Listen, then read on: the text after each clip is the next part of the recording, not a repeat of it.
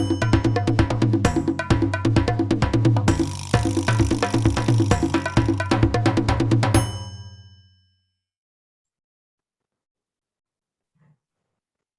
so welcome to another episode of the Gritty Hour. We're here with my usual co-host, Sean E. Boy. How you doing, Sean? What's up, team? I'm doing good. How are you, man? All right. All right. Today we have a very special guest, Joyce Heaton of J.E. Heaton Jewelers. She's a jeweler of note here in the Millbrook, New York area. Oh, thank you. You're welcome. She's been here for quite a few years, and the town has embraced her and her jewelry. And we're here to talk about some of her products and where she sells it and her online sales. And we're going to start by saying welcome. Thank you. It is a pleasure to be here. This is a subject I always love to talk about. Shawnee Boy or jewelry? No, jewelry. Oh, okay. So we're going to start. I'd like to know how you got into the business, because you certainly are very knowledgeable about the jewelry business. Well, thank you for asking that question, because I think that's the key to, what I've decided to do at this stage of my life.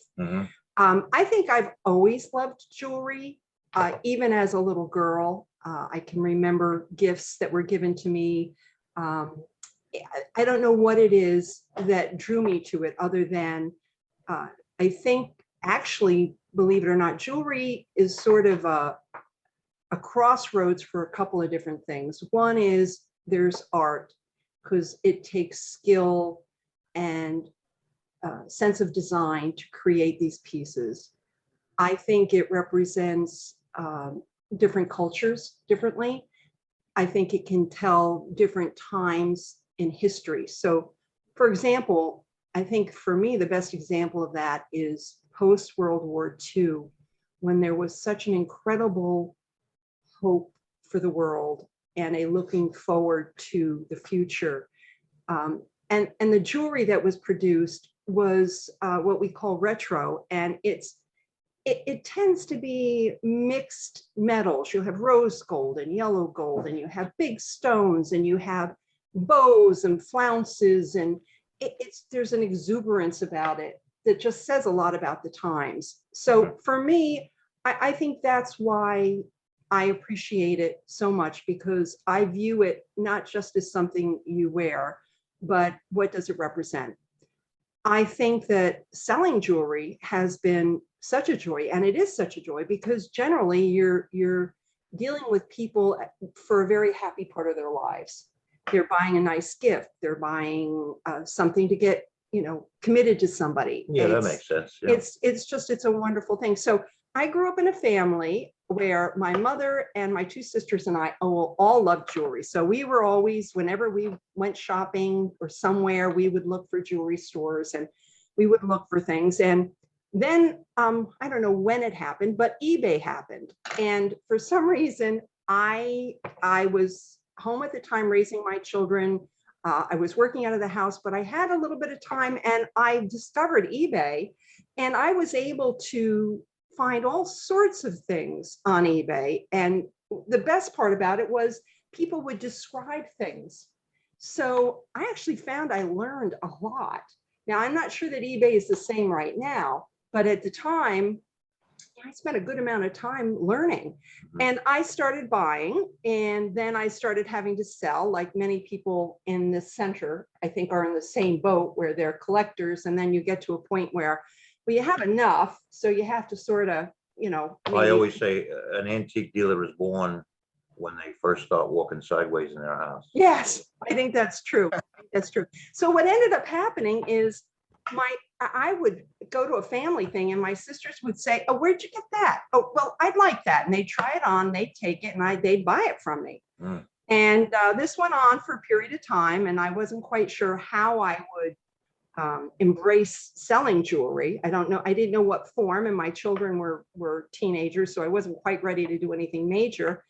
But eventually it became apparent to me that, I wanted to do this because I wanted to, share my love. I wanted to, share my appreciation of the artwork of jewelry.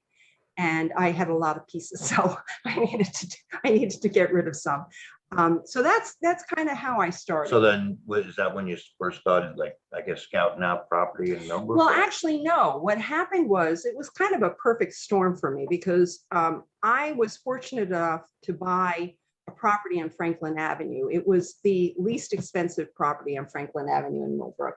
And I wanted to do that as an investment, which I did. And I rented it out for a period of time. And then eventually, the renter was not going to renew the lease, and I wasn't sure there were many people in the pipeline at that particular point. I think it was somewhere around the housing crisis, fiscal crisis we had, 2008? Yeah.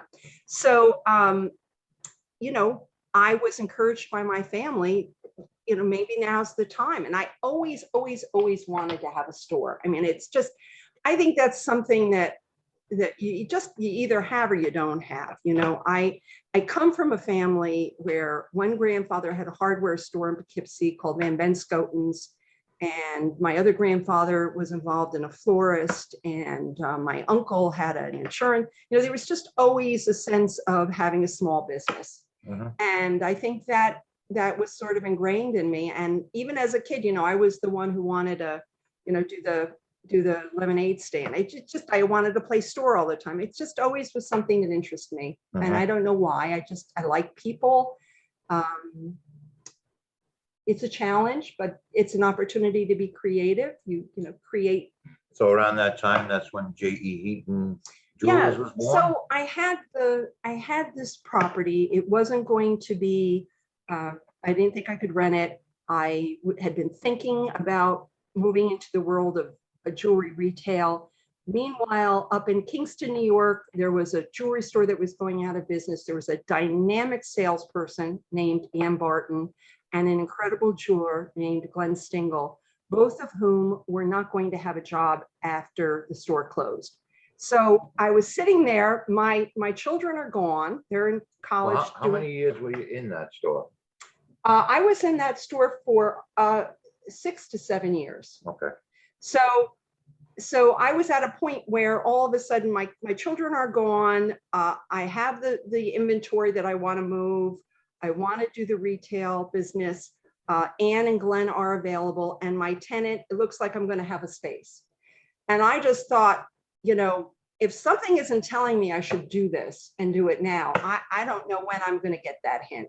So I talked it over and gave it some thought, and I decided to go ahead and proceed and open the store. And it's interesting once you make that decision. I mean, I had a really clear vision of what I wanted everything to look like. And it was, I think, a beautiful little shop, and it worked out well. And then, life changed a little bit. My husband had to retire. We, moved up to Maine. And you sold the building. I sold the building. Kept the business online. I did. I kept the business online. A thought just crossed my head. He must have really had to impress you when he proposed to you. No, that ring. No, he did not, which is why I got involved with my own jewelry. Joyce, when you switched from, because you said when you moved to Maine, you had to go online. Did you find online, obviously it's a different animal. Did you find it as lucrative, or was it a different kind of challenge? It's a different kind of challenge. I think maybe if I was younger and I understood it better and I understood how to make it work better, but I also think jewelry is very difficult because you're spending a lot of money on something. And, to buy it online without seeing it or touching it or feeling it or looking at it, I think it's really hard. So I think those two factors, my inexperience, I think probably because of my age, and the fact that people are a little reluctant to buy online, I was glad because when I got to Maine, I redid my website and I'm able to sell online now. I felt like I needed to try that, but I still really missed it in terms of personal fulfillment. I really wanted to be around people again. And so we made the decision we would split time between Maine and New York. And the first place I came was to Tom, and I said, Tom, I'd love to be able to do a store within a store here in Millbrook in your place, but I need to be in the front because of security, and I need to be there because of security. And he accommodated all of that. And it's been interesting because when I had the store up the street, people would come looking for jewelry, but they would walk by because they didn't think they wanted jewelry. What I found in the antique center is people come in for a variety of things that they're looking for. And it's increased my customer base because they find me. They're not looking for me. They're not looking for jewelry, but they find me. So that's a wonderful thing. They come in looking for a wine basket and they leave with a necklace. Yeah, that's kind of what I hope. I have the same experience. I've been through that store, and I'm just kidding. You're a future customer, Sean.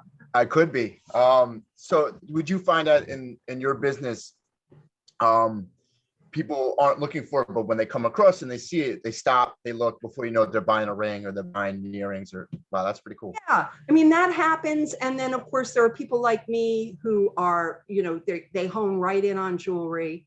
The other thing that I wanted to do is I wanted to do consignment, and consignment is a really labor intensive process. So I have to take in items, I have to detailed description, weigh and measure stones and determine if they're gold or silver, what they are, write up spreadsheets, negotiate with the customers. I do research online to find out pricing. So it's a bit of work, but not a lot of jewelers do it because it is a bit of work, but I don't mind doing it. In fact, I like it because it brings in things to my store that I wouldn't necessarily pick out, or I might not be able to afford to have an inventory, but I have them there on consignment. And then once they sell, the consignor gets paid. And that's worked out really, really well for me. I have also, I also do an awful lot of custom work now too. So people will come in and say, oh, well, I've got my mother's ring, but I really don't like the setting and I'd like to do something different. I'm thinking about making a necklace for my daughter. And, oftentimes that will result in a custom job, and, we come up with a design, and I utilize Glenn, who's also now independently located at the Millbrook Antique Center, but he's a jeweler who is available to me. So that's worked out very well too. So I'm very happy with all of that. It sounds like you really have your finger on the pulse of your business, of like that world. I hope so. I still find that the website, even though I don't do a lot of selling of the website is a good thing because I have my customers will come in and say, I saw this on your website.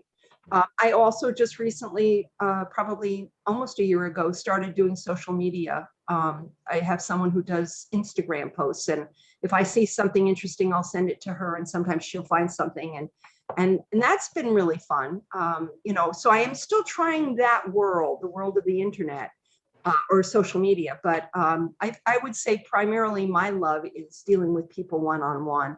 And the other thing that was important to me, because I felt like you'd walk into a jewelry store and it was sort of like you felt like you couldn't touch anything, and everything was, quite a bit of money and nothing was priced. So you had to talk to a salesperson and they had to give you the whole spiel. My approach was one of transparency. So for example, I put prices on everything I put in my case. So you don't have to get my spiel. You can look and see and know, feel comfortable with whatever price range, because you see it right there. I do a lot of research to substantiate, as I said, pricing. And I share that with my customers because once again, I think that the biggest thing in jewelry is that they know who I am and how I operate. And I try to be as forthcoming and as honest as I can be. And I think that creates an environment where you have people that come back. And I've been fortunate in that way. I really have been. And I love it. I can attest, Shoni Boy, that a lot of her clients that went, got to know her when she had her shop up the block, have remained loyal to her. She gets a lot of that same clientele. I think, and I'll also interject that it's a win-win for the store itself too, because you bring a lot of traffic that wouldn't normally come in. So it's not only just people that are coming in to shop for antiques and looking at jewelry. There's a lot of people that came in specifically for you that end up buying antiques. yeah, well, that's So it's a how win-win. I'm glad you feel that way. And I was a little distracted before because I was looking. I want to tell people who are watching and listening that we're trying a new setup here where we're doing everything over Zoom. Shawnee boy's going back to work soon, so he can't be live in the house. Watch your mouth. Going back to teaching the youngins. So, but now I'm distracted by how much I look like the guy in the Gritty Hour drawing, which is right between Joyce and I. Yeah, yeah. It's the glasses, I know, Yeah. and the hair and the, Hey, this is the oldest you've ever been. Just remember that. well, yeah, it's the youngest I'll ever be. But anyway, I also wanted to interject, she's also loyal to her people too, because she mentioned Glenn Stingle, who is a jewelry repairman. She brought him with her into the shop here when she came back to Millbrook from Maine. So she remained loyal to Glenn as well. That should be. Yeah, and he's a wonderful craftsman for He is very anybody good at that what he needs, does. you know, he worked actually for a very famous jewelry designer named David Yurman back in the day. He's old school. He uses a torch, but he's really exacting. So he's a good jeweler. Sean, I brought a couple things. I just wanted to talk a little bit about what interests me about a few pieces that I have here. Yeah. Well, Would you like me to share before that? you get into that, Sure. I was just going to ask you, What happened? when you say you take consignment and you do mainly estate jewelry, I do, you know what, it's not just old jewelry. It's some of it is new jewelry. It really doesn't matter. so if Yeah. somebody who happens to be listening or watching has some, like a great grandmother's whatever, what would be the best venue, especially if they're not from the Millbrook area, to reach out to you on your website? Yeah, I And, actually have it. I explain the process on my website, and it's, you know, possible to And that's JEHeatonJewelers.com. That's correct. And we'll put a link to that below the video and the audio, depending upon where you're consuming this. Before you guys go any further, for someone like me, or I know there's listeners who may not know what consignment really means. Consignment means if you bring something in, I don't pay you for it. Mhm. What I do is I take it in and you trust me to have it within my store and that I will sell it for you. And at the time I sell it for you, you will get paid. I usually pay people within the month. So, Okay. but you know, it's a little scary for people to leave things, and especially jewelry, and hope that someone's going to sell it. Yeah.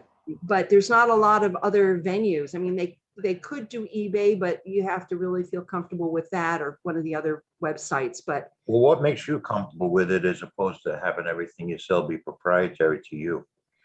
I A like better it. selection? Well, first of all, to be honest with you, I don't have to outlay a whole bunch of money for inventory, Right. because I get inventory. A lot of my inventory is consigned to me. And also some of it isn't that old. Some people just say, you know, I've had this ring in here for 2 years and I haven't worn it. Let's just The get rid of boss is final, here's the ring. it. That happens too. And I just want everybody to know that we steam the heck out of those rings. We get rid of all those bad memories. They're gone.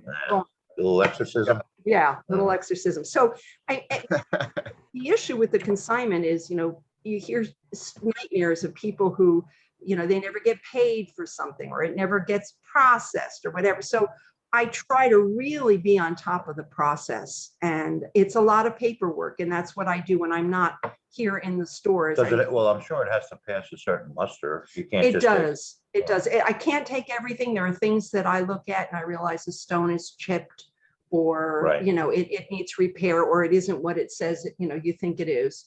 So, Yeah, well, you can also sell more expeditiously if you only take in the higher quality stuff. right, Yeah. right. But I also like having a wide range of things, because I like having a price point for everybody. Because I feel regardless of what your budget is, you should be able to find something interesting and nice, you know, that you can give or keep.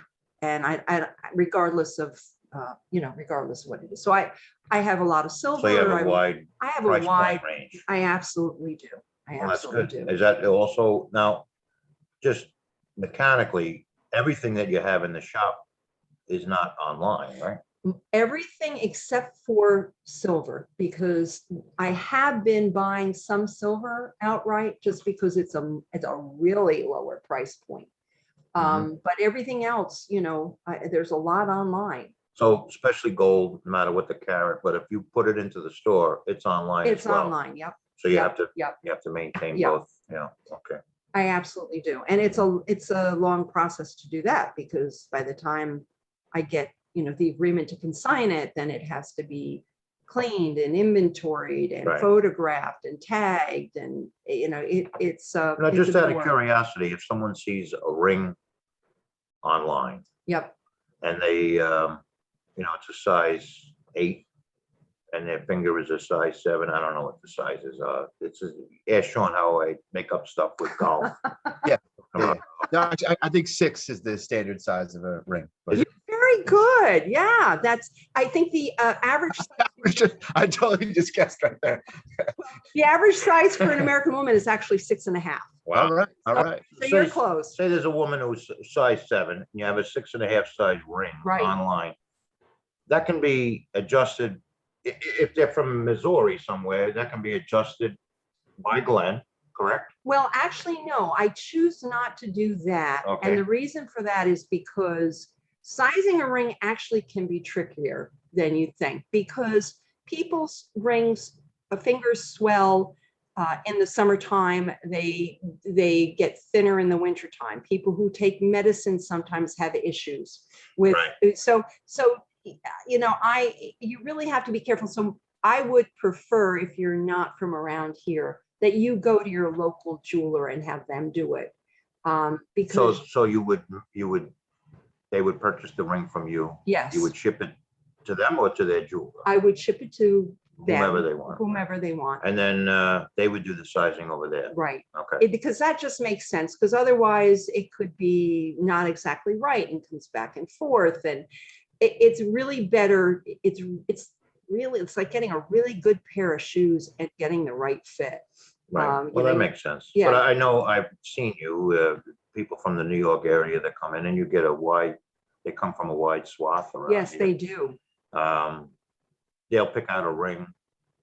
It'll not quite fit in your jeweler. And then I send them upstairs. To Glenn. Yeah, and Glenn will do that independently, which is great. It's super convenient having him here. So that works out well. Sean, is our operation at the Millbrook Antique Center starting to impress you? I mean, I'm just taking it all in, T. I'm digesting. I had a question. Later to the second floor. What's your go-to trick if a ring gets stuck on somebody? If a ring gets stuck, it's simple. Windex. We'll cut the finger off. Windex. Okay. So you All right, spray the cut the finger finger. with Windex. And here's the other important thing when you have a hard time getting a ring off, is you have to remember to relax your fingers, because when you do them straight, it actually adds some muscle to your knuckle. So and you want make to it keep hard. like kind of like this? Yeah, so you spray Windex, you want your hand relaxed, and then I'd like to say you walk it over your knuckle. Okay. All right. That's the trick. I don't wear any jewelry, but I did when I was about 20. My ears pierced and et cetera, whatever. But so. Well, you might have a moment where you decide to go back to those days. And Well, if I do, I'm coming to you for sure.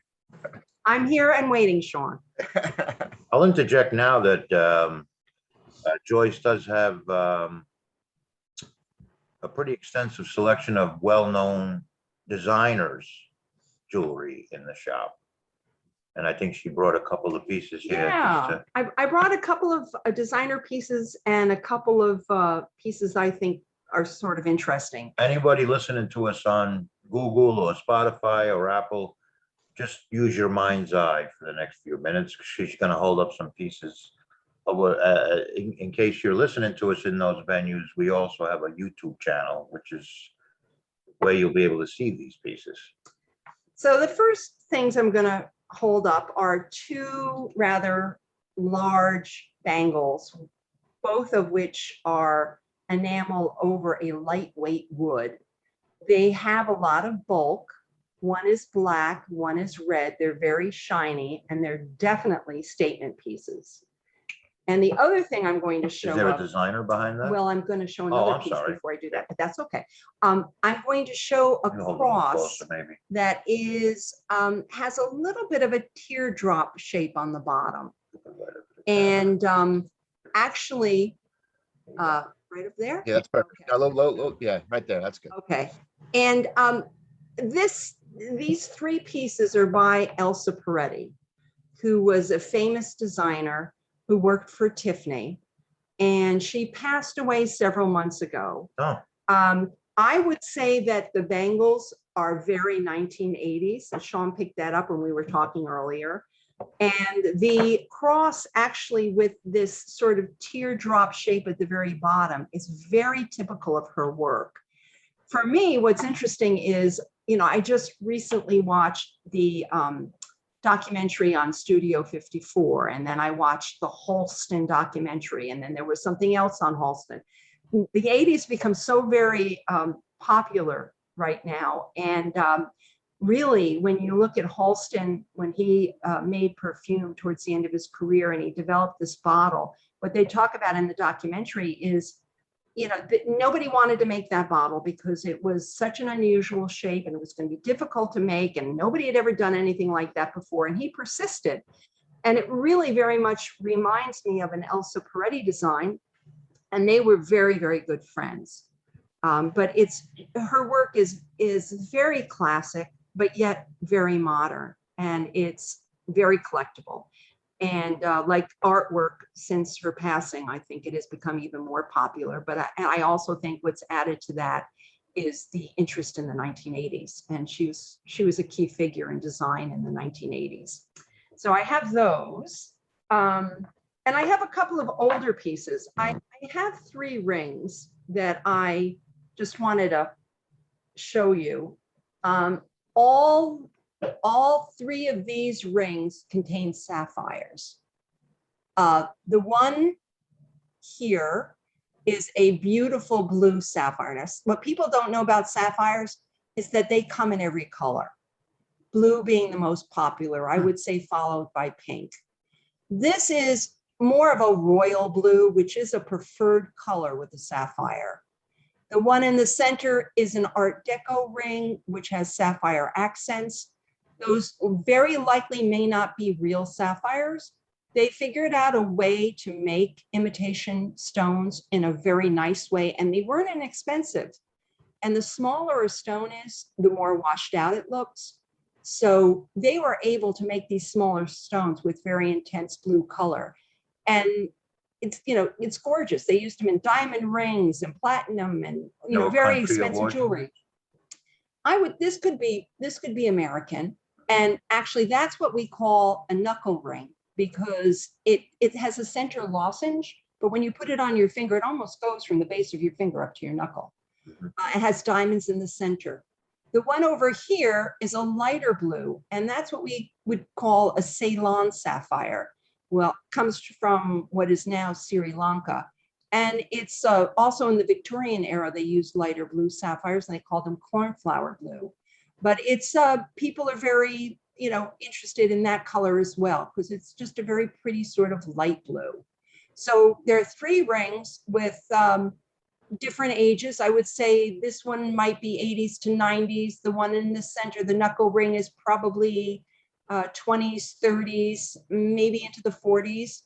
And the one over here is probably 90s, more recent. So you have 3 different examples of sapphire rings. They're all here on consignment. And it's a nice little array of color. Shawnee boy, JEHeatonJewelers.com. You can own all 3 before you put head to pillow.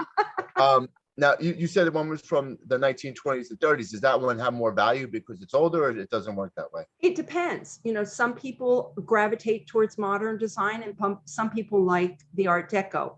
I consider myself a collector, and I happen to really love the Art Deco style. I love how they took the metal and made it look like lace. And actually, in the Edwardian time, they did wear a lot of lace, and the Art Deco follows that time frame. So it might be an example where jewelry style follows fashion. Because to me, there's an intricacy. And I also think that, when you talk about the early 1900s, 1920s, 30s, 40s, I mean, you had a lot of fine craftsmen from Russia and Germany and who came to this country, went to Newark, New Jersey or New York City, Providence, Rhode Island, and really shared their heritage of craftsmanship. And I think made a big difference with the quality of American Is that jewelry. like the three main places? I'm curious why you said those Well, three. I think about like Oscar Heyman in New York City. They did a lot of fine work for many jewelers as well as their own work. Mhm. And it was four brothers that came from Russia. And, they had worked for Fabergé. One of them had worked for Fabergé in Russia.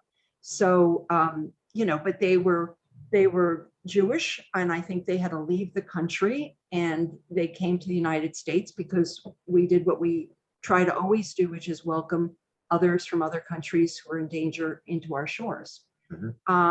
And then Germany, Germany had all sorts of problems before World War I, and then problems during World War I and World War II, and people had to leave their homeland and come to this country. So I would say, and They brought their they talent with brought them. their talent with them. And Yeah, you mentioned Fabergé. That's the Fabergé eggs, right? yes, yeah. That was I know that from the Ocean 11 trilogy movies. They did like a thing on that. Oh, really? I'll have to watch that. I didn't know that. Ocean's 12 is it's about like heisting, heisting movies. But Ocean's 12, the second one, is about the Fabergé eggs, and they try to steal them and all that. Yeah. Yeah. George Clooney in them. Yep, George Clooney, Brad Pitt, all that. I probably would like that. I thought it was a remake of the Rat Pack. Oh, Ocean. yeah. I think it was actually. Well, the Ocean's 11 was a remake of the old Ocean's 11, but then they capitalized and made 2 extra ones.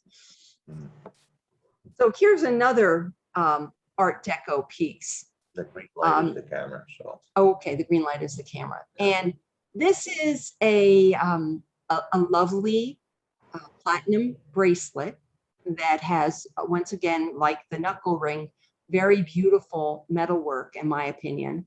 And it's accented by older cut diamonds as well as little emerald stones. And similar to the sapphires in the ring, they're probably not real emeralds, but they certainly, anytime you take a colored stone and you put a diamond next to it or vice versa, it really just pops the color. Yeah. So that's a lovely piece. Oh, I'll ask you, I meant to ask you during when you were showing the rings as well. Sure. What is the base metal? Is that sterling silver rings or? No, the rings are gold, white gold, and the knuckle ring in the center is actually platinum. I see. So what would be, the carats of the ones that are gold? Yeah, they're 14 Okay. carat. Yeah.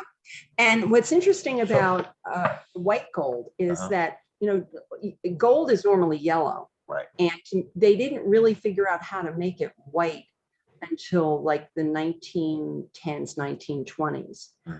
Also, very early Georgian jewelry is often silver, just all silver or silver on a gold base, because working with platinum is very difficult. And platinum, they really didn't, my understanding is, figure out how to work with platinum until the building of the Suez Canal, when they were forced to figure out a way to make a small torch of such intensity that it enabled them to finish the canal. And they found that actually worked well on platinum. So the whole idea about the white metal is that if you went somewhere and you had gaslight or you had candlelight, that the silver metal sort of reflected the diamonds much nicer, in a much nicer way.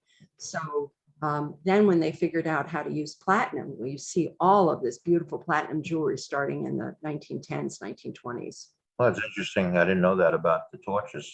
Yeah. So that last piece, which the bracelet you just Yes. showed, that's also white gold? No, that is platinum. Okay.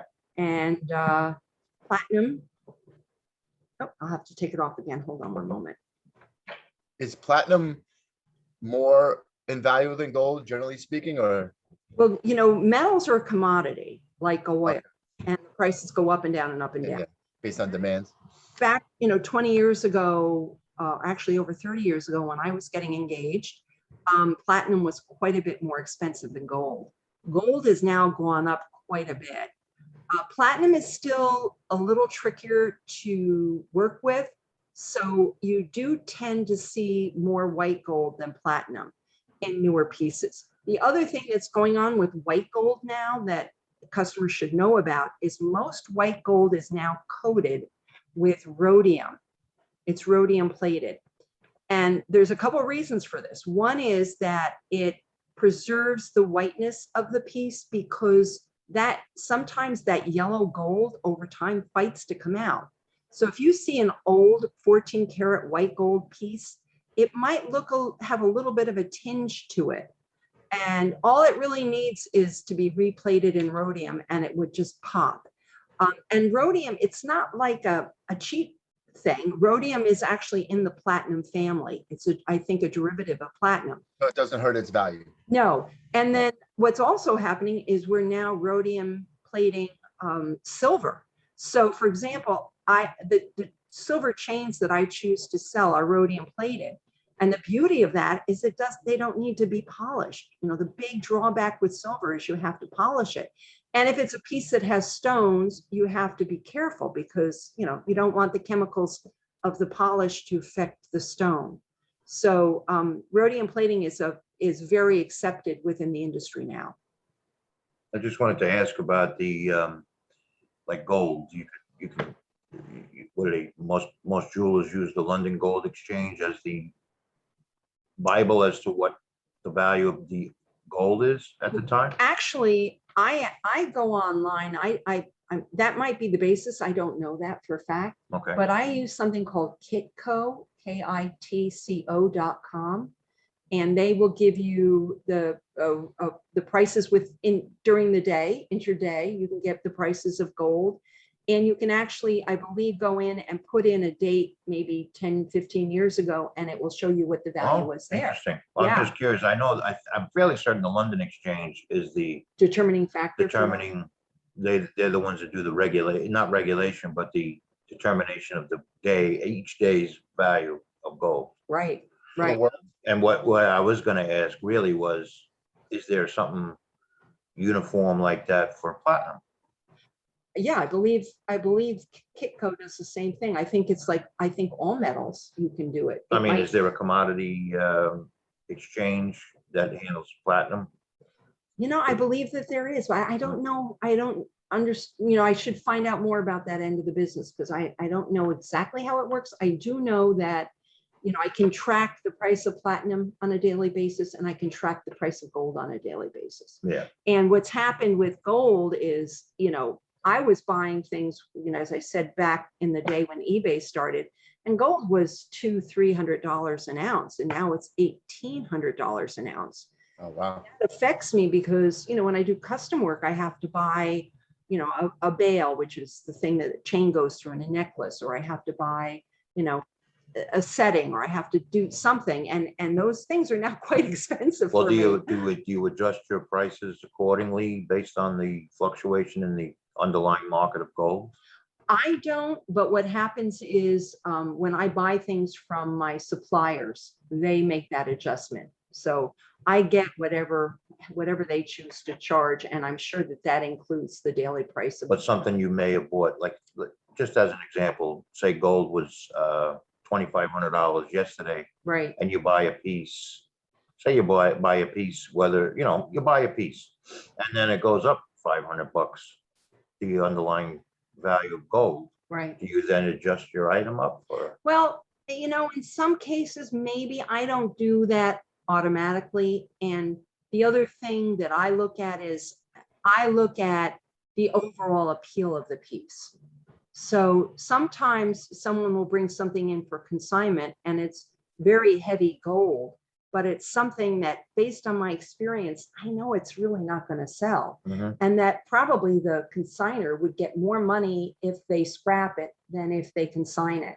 So that kind of thing does come into play in Right. my decision process, Right. but I don't go through my case and update everything Right, when, okay. when the prices. And it's been fairly, there was was last year, the year before, it was going up. I think it went up from 15 or 16 up to 18. And then it was sort of like, oh, well, wait a minute here. But it's been fairly much, it's gone under and above. The other thing that's, I think, interesting about gold is that now people, gold was always a hedge for inflation. And now people are using Bitcoin and those derivatives so that's going to affect gold, and that's going to affect, what I buy from my suppliers. So it's Well, interesting. gold used to be the antithesis to the market. If the stock market went up, gold would go down. Stock market went down, gold went up, because people would dump their money, take it out of stocks, put it in gold. Right. Now they're putting it in other commodities. If you want to call Bitcoin a commodity, they put it in other commodities beyond gold or in addition to gold.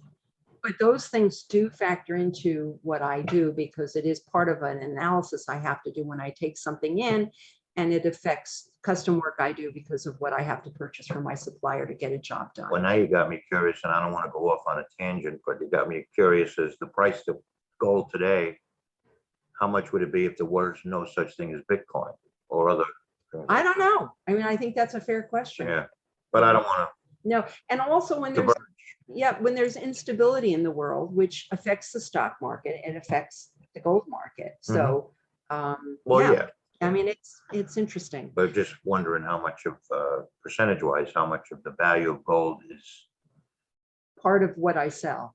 Well, lower if gold is lower than it should be because of the value of Bitcoin or other places, other safe havens, so to speak. Yeah, and it's kind of held its own at around the 1800 level for a long, for quite a while now. So it maybe would have gone further up, but it's being held in check maybe by Bitcoin. So I've also noticed, because these were rules of thumb when I was in the, involved in the stock exchange. Right.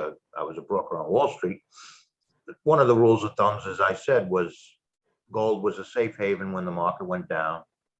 It would go up in value when the market went down, down in value when the market went up. But I noticed, because back then also silver would rise and fall, not at the same level, but almost the same rate of up and down that gold did go up and down. And I've noticed that's been separated now. Yes. Like sterling, I know it's up like $3-4 over the last few years, but it's like $27 an ounce versus 18. But it was a few years ago, it was somewhere between 13 and 16. Right. So it has gone up, but not as rate-wise, not as high as gold has. Right. Yeah. That's right. Just curious. The other thing that people do for investment is people do buy stones and hold on to them for a while and then sell them, because right now colored stones have become quite popular. Like what kind? Well, sapphires are, and a lot of this now is being engaged by or being caused by like what I'm hearing is people say, well, people in China are very interested in sapphires, and so they've created a market that is much more competitive. But the other thing about stones that is an issue, I think, especially with very socially conscious younger people, is the mining process for a lot of these. And there's been a lot of attention within the jewelry field about, diamond mining and colored stone mining. And there's a lot going on now with that. And there's a lot of consciousness now about that. But that's another reason why I kind of like doing consignment, because you're not necessarily mining a new stone.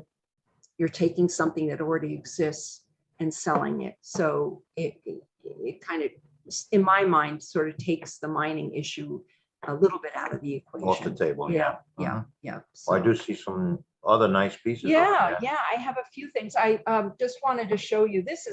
I think this is a really interesting, fabulous piece. I'm going to hold it up. It's something that came in. It's actually gold. That's my great-grandmother. It's about 1/4 of an inch wide, as you can see there. But it's just beautiful. It's a little enameled piece that was all hand painted. And this is what I'm talking about. Can you take it out of the box? Sure. this is what I'm talking about when I say, I love the art of this, because, this is really, really, really intricate work. You see It the looks like it's from like the 1600s. Exactly. I was going to say Elizabethan, which, Yeah. Is that, And- do you know? it's okay. all it's all, you can tell by the way that gold is sort of wavy, and I mean, this is not a standard size. So this all had to have been hand done. Do you This know is how quite a old that piece. is approximately? I don't know. I mean, usually this type of thing you would date by the dress and the hairstyle. And that was all hand done? Yeah, it was all hand done. That's pretty impressive. Yeah, it is. So how would someone wear that? Is that a? Well, you can wear it as a pendant, because it has a, Oh, I that's see, called yeah. a bail at the top. Mhm. And it also has a pin stem in the back. So you could wear it as a pin. Because it has this width, oftentimes something like this might have been like a memorial piece, like a mourning jewelry. And there might have been space in the back for lockets of hair or something like that. But Does this- it open? This does not. So Okay. this has probably been modified over the years. But if we're judging this based on the picture, it looks quite old. Mhm. So I don't know. Sometimes there are reproductions that I've seen, but I can kind of tell the reproductions because they look almost a little cartoon-like. This is definitely not a Can you hold reproduction it up one more time? because it's very finely painted. Mhm. Sean, how much money you got on you? Look under your pillow behind you. I don't know. No, I'm also looking at, like, imagine wearing that outfit. The amount of work, just, Took them days to get dressed, Sean. man, I'm looking, I'm like, why would you want to wear that? But that was the time. You didn't come to the party. I couldn't get there. All right, Yeah. can I show you a few more pieces? Sure, All right. absolutely. So this is not a designer piece, and this piece may be, it may be 50s or 60s. It might be what we call Victorian revival, which was just a way of saying, we go through waves of time where things are popular. Original Victorian jewelry obviously was popular, and now maybe in the 50s and 60s, somebody discovered it again and came out with the same styles, but just modified a little bit. But I just think this is such a pretty little necklace. I would call it a drape necklace. It has a little diamond and it has beautiful little swirls. This sort of overall shape, which is kind of like an upside down V, I think is very, very complimentary on most women because it balances the roundness of our heads and our faces. What's the little fob on the bottom?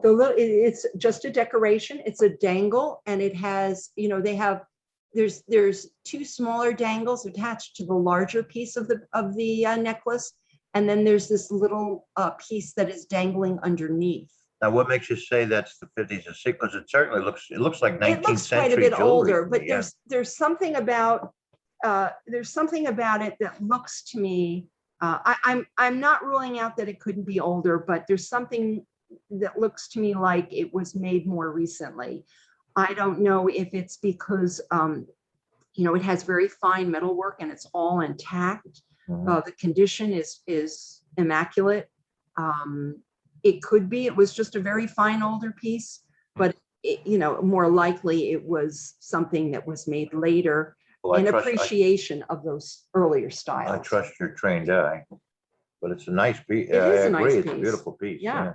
And I like the history of like, see, of this. you don't think about it now. I would never, not even for a second. The jewelry is not my wheelhouse, and like I would walk, like, I don't think I've ever looked at. I came in and looked at like what you were selling but like to hear like the stories of these things, that's pretty cool. Yeah, that's what I find interesting too. Yeah. Now this is actually a new piece, but this is 18 karat gold, and it was, you have jewelry which is made, fabricated, it's die struck or it's casted, and they make many pieces, and then you have handmade pieces.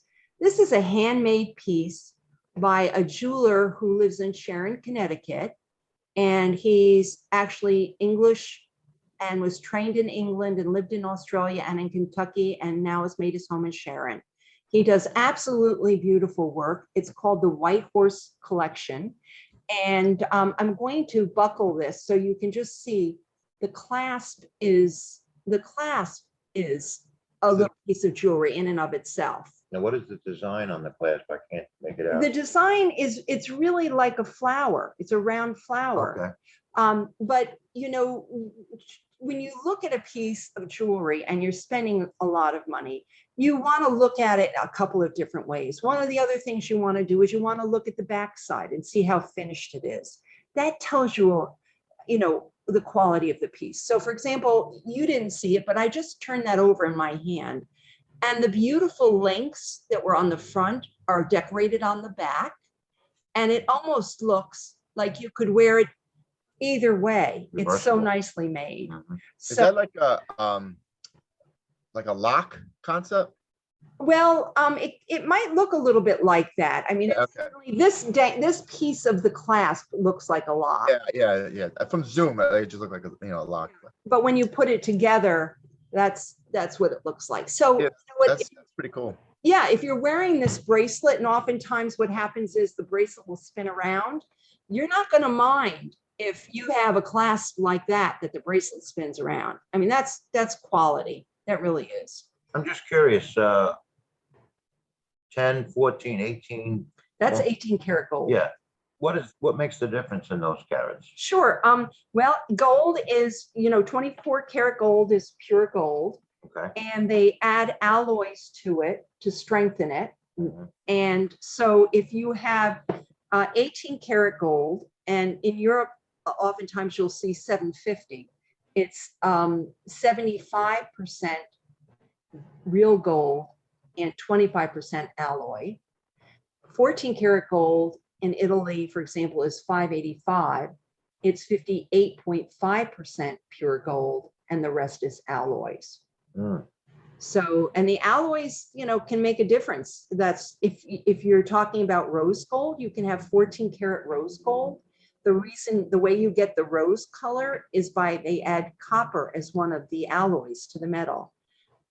White gold, I think they used to add nickel. I'm not sure, but they add, you know, white metals to yellow gold to make 14 karat white gold. So Oh, it's really is 10 carat an outlier or?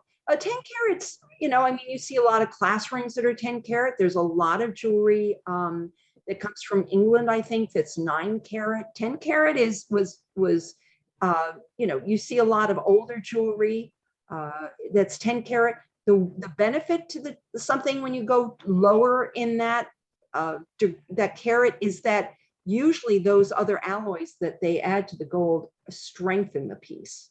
Gold is very soft. So for example, I've seen a lot of watch chains that are quite old that are 10 karat gold. And you know, that's actually a good thing when you think about it, because watches were worn every day and they were taken in and out of pockets, and they were, you know, Pocket watches, yeah. pocket watches, and you know, so they were pieces that were worn, or a class ring even. It's worn at, you know, somebody puts it on and they wear it their whole life. 10 karat gold is going to be a stronger metal than a 14 or an 18. So there's a practical reason for it as well. Right. Okay. I appreciate that. Sure. My pleasure. Yeah. What else you got? I see some other cool Yeah, pieces. I have actually just one more that I wanted to Oh, show that you. one, yeah. This is an Edwardian piece. And this has very beautiful metal work with little tiny diamond accents. Edwardian was the guy before Victoria. No, The guy Edwardian, after him. exactly. Told you. And I this, knew it. you can't necessarily see it on the monitor, but these blue sapphires actually have a little more green in them. So you can see that. Yeah, they look almost black. Yeah, they look a little I'll say this. I knew that they were sapphires from the other one, so I've learned something today. good.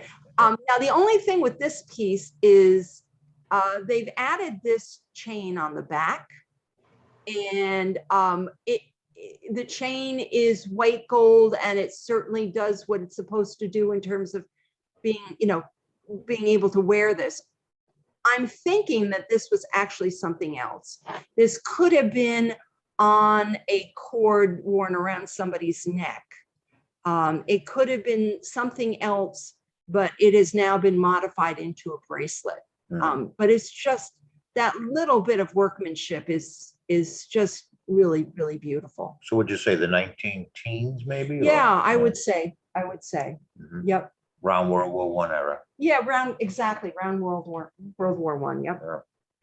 Well, that's very nice. I appreciate you showing us this stuff. Well, thank you. And I'd love to do as that. Shawnee Boy said, I actually learned an incredible amount. So somebody that goes to jeheatonjewelers.com, as I said before, they should be able to see your entire inventory. Yeah, they should. Yeah. And if they want to see more silver items, I'm afraid they're going to have to come into the store. But Don't be afraid. it's a lovely little store. So they We should- welcome you. Yeah. And it's not, yeah. it's not little. No, it's 2 floors. Two floors. Stories. Floors. And a back, and a back. And a back. Yeah, and a garden. We have croquette escalators, meaning you gotta walk up the stairs. Yeah, that's okay. A little exercise while you shop. That's it. right, But that's right. so Joyce is, as you come into the store, she's on this, I think, the second booth on the left. Yes. Yep, I am. I am there, and I do go back and forth to Maine a little bit, but generally I'm there in person on Thursdays, Fridays, and Saturdays. But you're online I'm 24/7. online 24/7, She's and working hard, Sean. and Oh. because, it's needed. Starting in November, I'm probably going to work 5 days a week through the holiday season. So my hours are flexible. I also agree to meet people if they want me to come and meet them. I'm glad to do that. And we certainly hope some people that are local, relatively local, in the tri-state area, say, come in to visit you in person and to be able to look at these in person, they are quite astounding in person. Thank you. Yeah. But someone from, Des Moines or wherever, they go on, Albuquerque. someone not from the tri-state area. And there is a real world outside of the tri-state area, and we do understand. I that, heard right? about that, but you got to pay a toll, so you might as well. That's not real. That's not real. But as somebody that does go on jeheatonjewelers.com, which there will be a link to the site on both the audio version of this and the video version of this. What's the process for them? They want, say that Edwardian bracelet we just saw, they want that. What happens from the time they contact you? Well, what happens is they go online, they see the picture and the description, and they purchase it right online. Okay. And then Do they generally contact you prior to purchase? they don't need to. If they have questions, they're certainly welcome to. Okay. What happens generally? They would just purchase it, and then I would send it to them. Okay.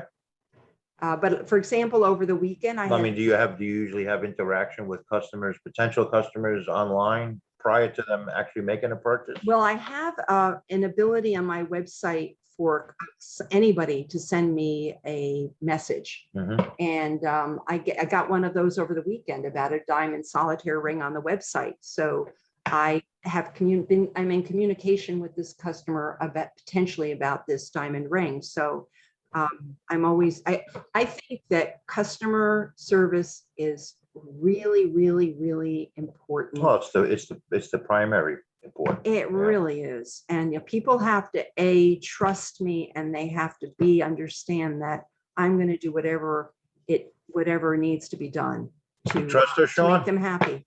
Oh, come on, of course. Well, then hit the buy After button. today, Uh-huh. what you say? Hit the buy button. Yeah. So yeah, but you, as I said at the onset of this podcast, she's well known locally and not so locally. People do come from all over the place to visit you, and trusted by, she's, as she said, customer service is her number one priority. Really, she cares more about interacting with the customer than she does really about selling the thing. Well, and actually also, Tom, sometimes I'll tell people things that don't involve them using me for whatever it is they want. But my goal is for people to be happy. And if they're happy, maybe they won't buy through me this time, but they might down the road another time. And, why not help people? I mean, and why not educate them? I think that those are really important things. Well, I have the advantage of witnessing her interaction with customers when they come into the store and look at jewelry. And if I can impart that to people who are looking on her website, she does care about what she's selling, and, you know, she cares about the people she's selling to. So that's not, I don't want to say it's rare, but it's certainly not common. Well, thank you, Tom. I thought all that time you were over there sleeping.